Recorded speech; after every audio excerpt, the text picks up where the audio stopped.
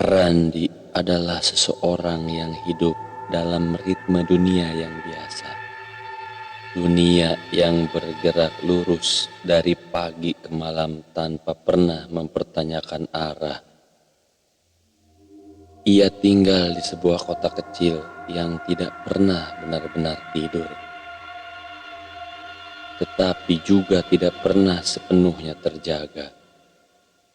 Hari-harinya dipenuhi rutinitas yang berulang, pekerjaan yang menuntut ketepatan waktu, serta pikiran yang jarang berani melangkah ke wilayah imajinasi. Ia percaya bahwa hidup adalah rangkaian sebab dan akibat yang dapat dijelaskan. Dan segala sesuatu yang tidak masuk akal hanyalah kesalahan persepsi manusia.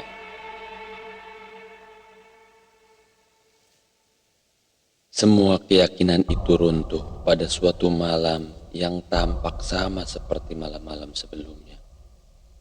Langit menggantung rendah dengan warna kelabu tua, dan angin berembus tanpa arah yang jelas.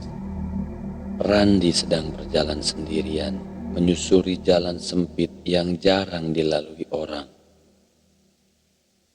Lampu-lampu jalan berkedip lemah, seolah kelelahan menopang cahaya. Tidak ada tanda bahaya, tidak ada firasat yang cukup kuat untuk membuatnya berhenti melangkah. Namun di balik keheningan itu, sesuatu sedang mengamati dengan kesabaran yang tidak manusiawi. Perubahan dimulai tanpa peringatan. Udara di sekitar Randi mendadak terasa lebih berat, seolah ruang itu menekan tubuhnya dari segala arah. Langkahnya melambat bukan karena kelelahan, melainkan karena dunia di sekelilingnya seperti menolak keberadaannya.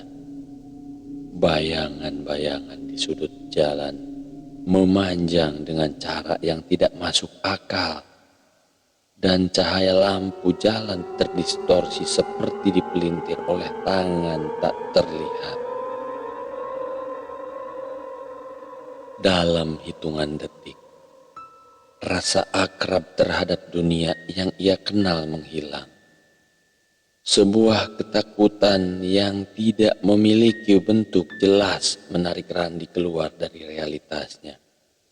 Tubuhnya terasa ringan, sekaligus terikat, seperti jatuh dan melayang pada saat yang sama. Ruang di sekitarnya terbelah menjadi lapisan-lapisan warna yang bergerak cepat, berputar seperti pusaran tanpa pusat. Waktu kehilangan maknanya. Tidak ada atas atau bawah. Tidak ada arah yang bisa dijadikan pegangan. Segala hal yang pernah ia pahami tentang fisika dan kenyataan tidak lagi berlaku. Ketika sensasi itu mereda, Randi menyadari bahwa ia tidak lagi berada di tempat asalnya. Tanah di bawah kakinya memiliki tekstur yang asing, menyerupai permukaan batu, namun berdenyut lembut seperti makhluk hidup.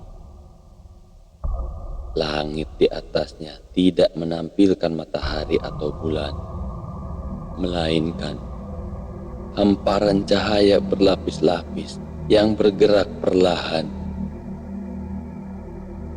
berubah warna dari ungu gelap ke hijau pucat.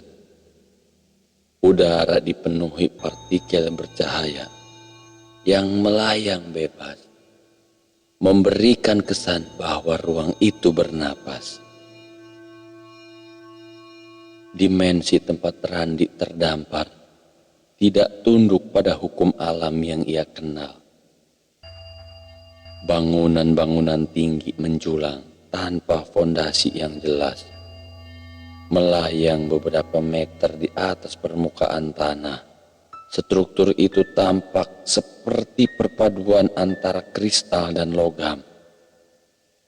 memantulkan cahaya dengan cara yang menyilaukan sekaligus menenangkan.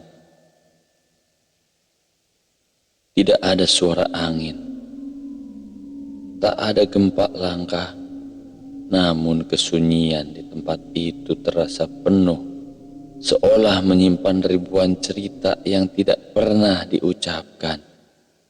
Randi menyadari bahwa ia telah diculik, bukan oleh makhluk yang bisa dikenali wujudnya, melainkan oleh kehendak dimensi itu sendiri.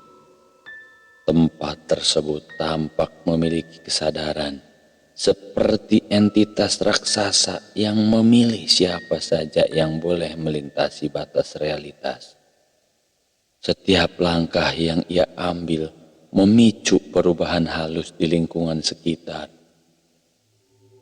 seolah dunia itu merespon keberadaannya dengan rasa ingin tahu.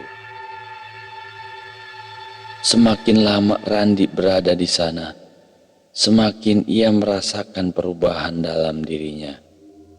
Ingatannya tentang dunia asal mulai memudar, bukan sebagai kehilangan mendadak, tetapi sebagai pengikisan perlahan. Wajah-wajah orang yang ia kenal menjadi kabur. Nama-nama tempat kehilangan detail, dan rutinitas yang dulu terasa penting kini tampak jauh dan tidak relevan. Sebagai gantinya, pikirannya dipenuhi gambaran dan pemahaman baru yang tidak pernah ia pelajari sebelumnya. Ia mulai memahami bahwa dimensi tersebut adalah ruang persimpangan, tempat berbagai kemungkinan bertemu dan berpisah. Setiap partikel cahaya yang melayang menyimpan jejak realitas lain. Dunia-dunia yang berjalan dengan aturan berbeda.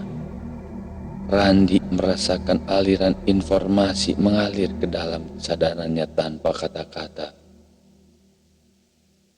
Seolah pengetahuan itu ditanamkan langsung ke inti pikirannya.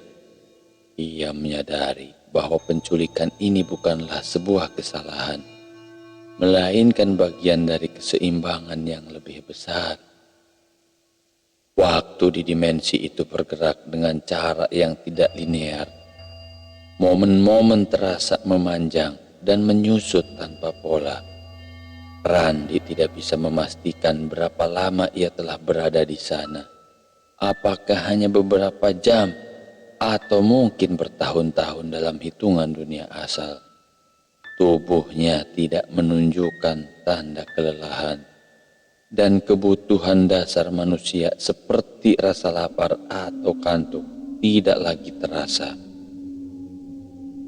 Ia berada dalam kondisi eksistensi yang berbeda, lebih dekat pada kesadaran murni daripada keberadaan fisik.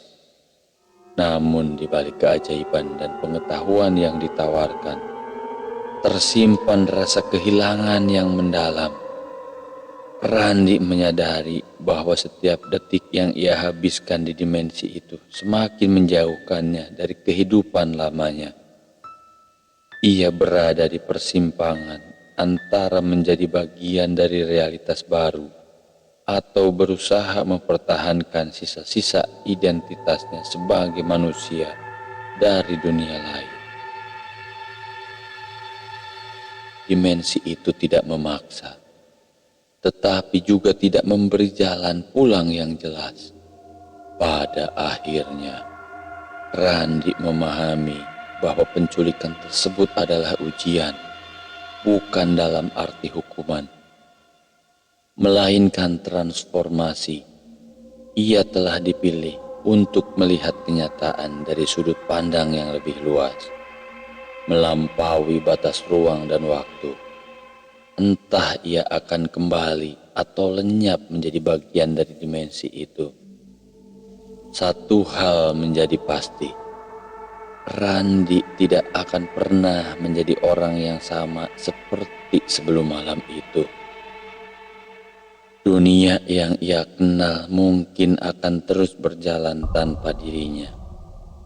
Tetapi Kesadarannya kini telah menyentuh sesuatu yang tidak dapat ditarik kembali. Sebuah dimensi di mana realitas hanyalah salah satu dari banyak kemungkinan yang tak terhitung jumlahnya.